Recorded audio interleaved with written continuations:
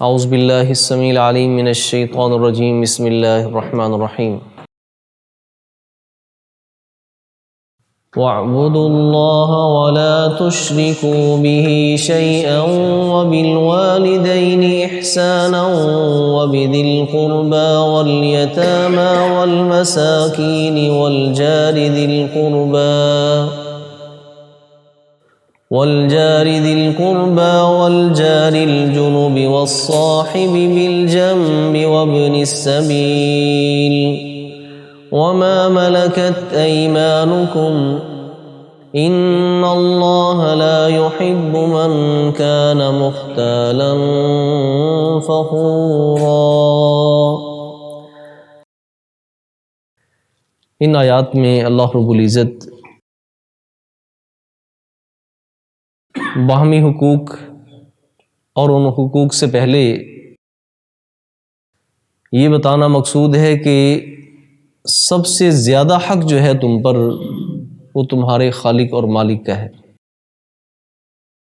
اور اس کے حقوق کا تقاضا یہ ہے کہ اسی کی عبادت کی جائے اور اسی کے ساتھ کسی کو شریک نہ کیا جائے۔ تو فرمایا وَاعْبُدُوا اللَّهَ کہ تم اللہ کی عبادت کرو، وَلَا تُشْرِكُوا بِهِ شَيْئًا اور اس کے ساتھ کسی کو شریک نہ کرو، کچھ بھی اس کی عبادت میں کسی کی شراکت داری نہ ہو، کسی بھی چیز کی۔ اور پھر اس کے بعد کیونکہ وہ خالق ہے،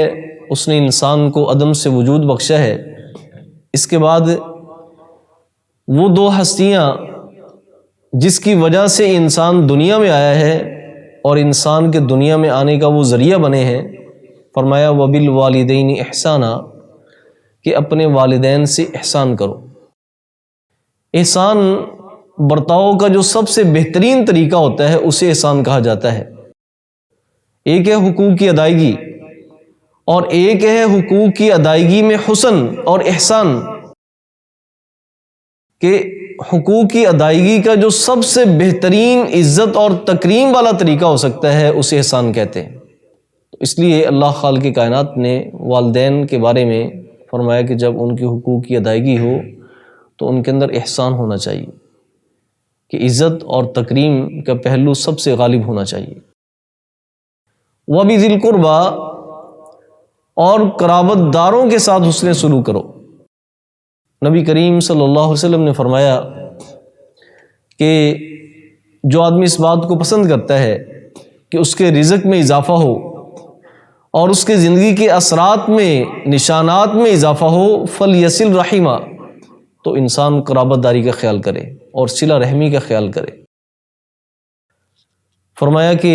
پھر اس کے بعد جو معاشرے کے کمزور ترین افراد ہیں اس میں والیتامہ اور یتیموں سے حسن سلوک کرو، جن کے سر پر باپ کا سایہ نہیں، ان کے سر پر جناب وہ اپنے شفقت کا ہاتھ رکھو، ان سے شفقت کرو۔ والمساکین اور مساکین یعنی جن کے پاس ضروریات زندگی پورا کرنے کے لیے ان کے پاس وسائل نہیں ہیں، ان کے مسائل زیادہ ہیں لیکن ان کے پاس ذرائع کم ہیں، فرمایا ان کے ساتھ حسن سلوک کرو۔ اس کے بعد فرمایا والجار ذی القربى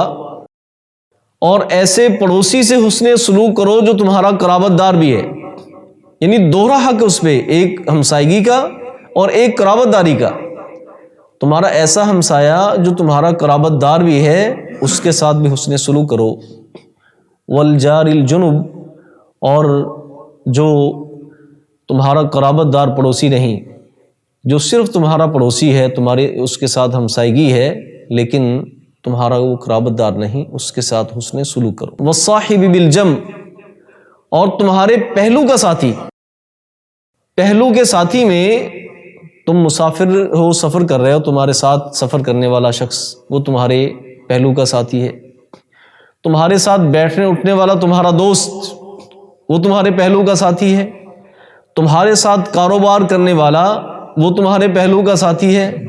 اور یہاں تک کہ بیوی کو بھی پہلو کا ساتھی قرار دیا گیا ہے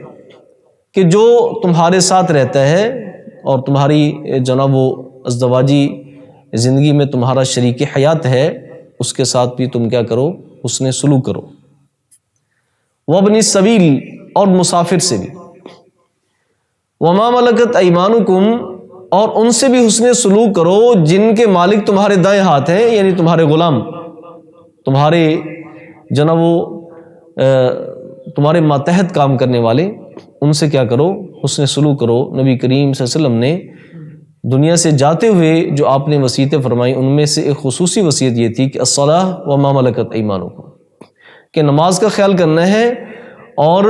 اپنے ماتحتوں کا خیال کرنا ہے۔ تو آپ اندازہ لگائیں کہ شریعت نے کتنی ڈیٹیل کے ساتھ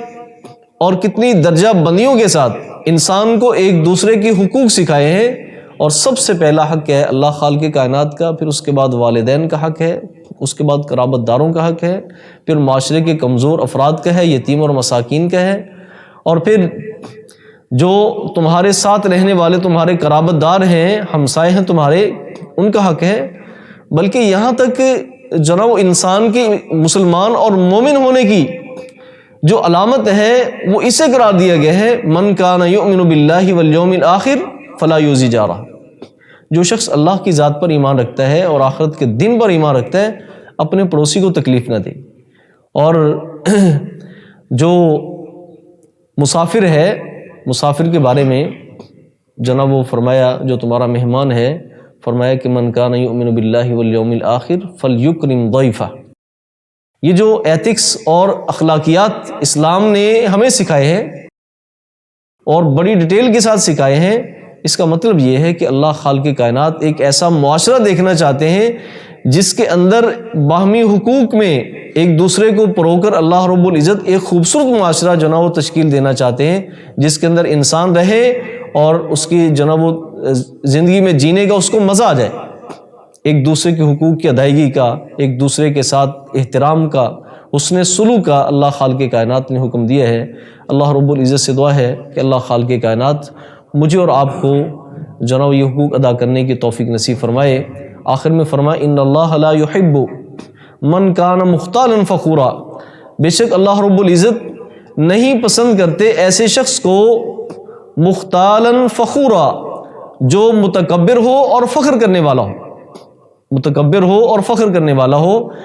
تو اس کا مطلب یہ ہے جس آدمی کے اندر یہ گنونی صفات پائی جاتی ہیں، ہے متکبر اور جناب جب وہ خرچ کر دے، کسی کو دے دے، اور جب کوئی نیکی کا کام کر لے پھر اس پہ جناب سر اٹھاتا ہے اور فخر کرتا ہے، ایسا شخص ایسے معاشرے کے لیے لائق نہیں ہے۔ جو اسلام ایک معاشرہ تشکیل دینا چاہتا ہے اور جو ایک دوسرے کی حقوق کی ادائیگی کا ایک دوسرے کو ذمہ دار بناتا ہے، تو یہ شخص جو ہے اس معاشرے کے مخالف ہے۔ یہ شخص اس معاشرے کا وہ کامیاب فرد نہیں بن سکتا جو متکبر بھی ہو اور فخر کرنے والا ہو۔